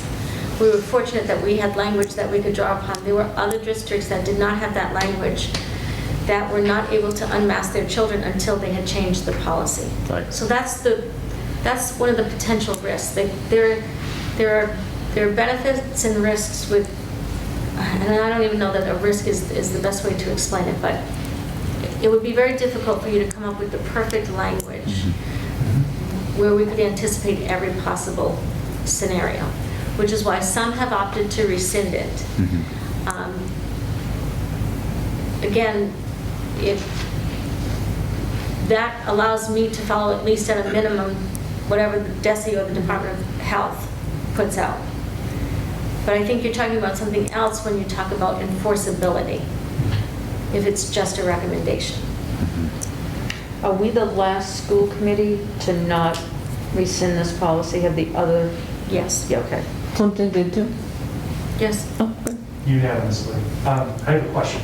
Sure. Have you consulted with the physician or the lead nurse about the pre-K population and the masking?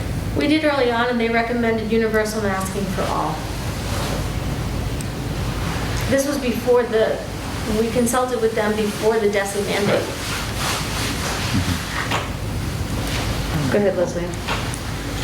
I mean, I think, we all would like local control over our districts, and I think that we were operating in an environment where we were moving towards some of that, at least in our last school committee meetings. And then, of course, as we've experienced multiple times, DESE has come out with different guidance or instructions to us that we're supposed to turn on a dime. And I give the school committee and the chair and the superintendent and all the folks around the kudos and the staff for turning on a dime in so many situations. But, at our last meeting in August, we were struggling because we knew we wanted to consider certain things, and we were sort of sitting around and waiting for DESE to get its act together, as we have multiple times, and give us the guidance that we need, or say there isn't going to be any more guidance and to start your school year with what you know now. And I'm just concerned that we're going to always be playing catch up to DESE if we rescind this policy. And we won't be able to do things that are beyond guidance or interpreting guidance if we remove this policy. So I may be not understanding this, but at this point I'm going to vote no on rescinding this policy for that reason. I cannot put all of our eggs in the DESE basket. It has dumped us over cliffs multiple times in the last 18 months. And our staff and our students and our families don't deserve that. I'm not saying everything they've done is wrong by any sense of the imagination, but we're essentially relying on a larger government entity, even though Jason says there aren't as many staff there as maybe we think there are. And it does take away our own local control to figure out our destiny. But I think it puts the control into the parents' hands if we continue to maintain a situation where we're saying we will follow DESE's guidance at a minimum. If we try to go beyond DESE and the Department of Public Health's guidance, we, a school committee group, not a public health group, with any, as far as I know, qualified public health experts, are saying we know better than the state and better than the parents of our children. I think it's a very uncomfortable position and a very slippery slope for us to begin to make public health policies, which a masking mandate regarding a public health issue is, if we're pushing past DESE guidance. So to rescind this and say we'll follow the Department of Elementary and Secondary Education and Public Health when they mandate something, in my opinion, is as far as our school committee should be. I understand that DESE has given us the power to go further than that. I do not believe it's our position as a school committee. I wholeheartedly would like to rescind this policy. I think if an individual feels that there's a need to go past as an individual person, whatever DESE recommends, let's say October 1st, they say no masks for anybody. If you as an individual still feel like you want to wear masks, nobody will stop you, and I think we can maintain language that allows masking. I don't know how that works, but that you would not be against dress code if you were wearing a mask, something like that. But I think if at this point we are no longer in a state of emergency as a nation or a state, and if we are again, then once more everything will be mandated. But I'm very uncomfortable with us ever going past the mandates of the Department of Public Health and DESE. Any further comment on it? Because I do believe we have a motion on the table. Okay, seeing none, I'm going to ask a handheld response to this so that Karen can properly get the vote. The motion on the table is to rescind this policy. It's been seconded. All those in favor of that, raise your hand, please. And I'm just going to ask you to hold them up until Karen gets that. You good? Okay. Those opposed? Okay. Who seconded? I did. Yeah. Okay. Thank you. Should we make a motion at this time to make a new policy that? We No. don't need to, because Desi's going to be I the know guide. these other school committees had made something that said they were following the language of DESI, or that was my understanding in the last meeting. Yeah, I don't- Fred was there in it's- August. I think some school committees vocalized that they would, follow the DESI, but it wasn't like a policy. Okay, so Fred didn't need us to make any other. All right, thank you folks for that discussion. So with that, can I make a motion to waive the actual reading and approve the second reading of these policies? Is that where we're at? For the remaining ones? Yep. Yep. Okay. I move to waive the actual reading and accept the second reading of policies EEA, EEA, EC/EEA-G, GCA, IC/ICA, ID, IIB, J, we did JH already, right? Did JLCC? We did that one, sorry. Yep. JRA and KI. Second. Any further discussion on those? Seeing none, all those in favor? Aye. Thank you. Okay, revolving funds, no meeting, safer. So SAFER had that joint meeting with the towns a few weeks ago. We're building out the capital plan, sort of draft one, I'll say, in 2 weeks, I think it is. And then we have the joint town meeting on the 30th. I think it's looking pretty good in terms of no huge surprises. I think the only surprise to report would be the tennis courts again. We found out there's something underneath them that may cause us more problem than we expected. Is it a gold mine? It is not a gold You only mine. wish. It is some sort of mine, but not gold. So hopefully everyone can come and participate and give some feedback and input to what we're doing, so we can get the towns at least on the same page with us as we potentially go to town with some warrant articles or so forth. No. And this is posted or referenced as a safer meeting. It will be posted, and I would encourage the entire committee, if possible, to When is it? attend this meeting, September 30th, with the towns. Yeah. I think it's an important one. Well, would it make sense for us to post a school committee meeting simultaneously and possibly Because the for October all of our 1st. school committees, just in case they choose to attend?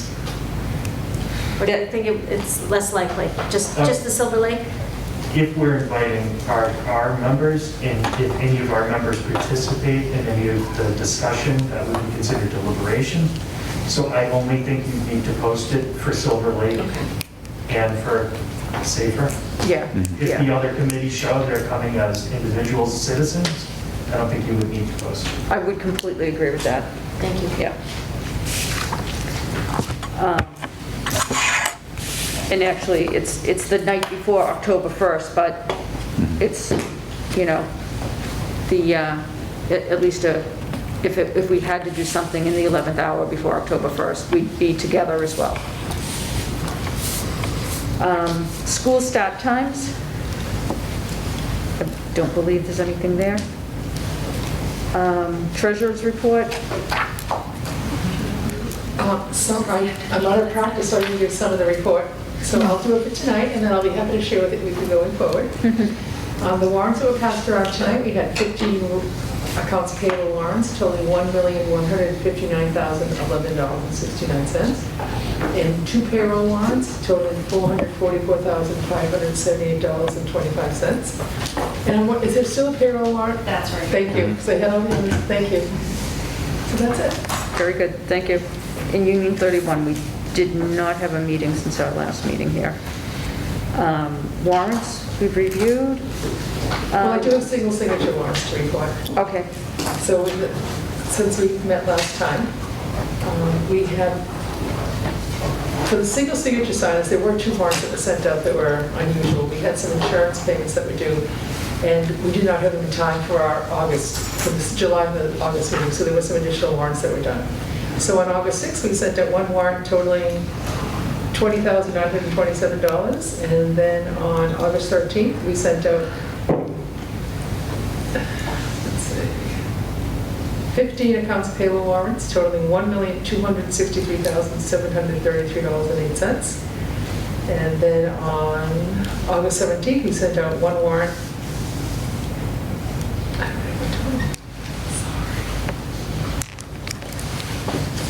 That one warrant on August 17th was $457. No. Just as important as the others. But thank you very much for those that were able to sign the electronic signatures. That it makes a big difference. It allows us to continue on. Thank you. Thank you. Okay, next meetings, September 29th is, or important dates, I should say, September 9th, early release day. September 30th, the Safer Town meeting that we chatted about earlier. October 11th, Columbus Day, no school, and October 21st is our next scheduled school committee meeting. And with that, Just a point of order, Madam Chair. I just wanted to remind people from my MASC hat that according to Mass General Law, we're all supposed to take mandated training within the first year of being on the school committee. Obviously, with last year's situation, many people did not attend that training, which I've been told that the state is not going to pursue anybody. I've never heard of them pursuing anybody for that. But there is an offering called Charting the Course that MASC puts through that brings you into compliance with your mandated training as a school committee member. And we're continuing to offer those both in person and hybrid as well. So if any are in the area anytime soon, for anybody who wants to go and attend, I'll send an email blast out to everyone. And if there's any virtual opportunities, I'll also make sure that you know about those as well. perfect. Thank you. Thank you. I would entertain a motion to adjourn. Do we need to go to executive session or is that a misprint? We don't. Okay. It wasn't a misprint, it was there as a placeholder. Yeah, and we don't need it this evening, I'm sorry. No, that's fine. I just want to make sure we're not missing I something. quietly mentioned that earlier. Then I motion to adjourn. Okay, is there a second? Second. All right, all those in favor? Aye. No roll call? Kind of nice. Thank you, folks.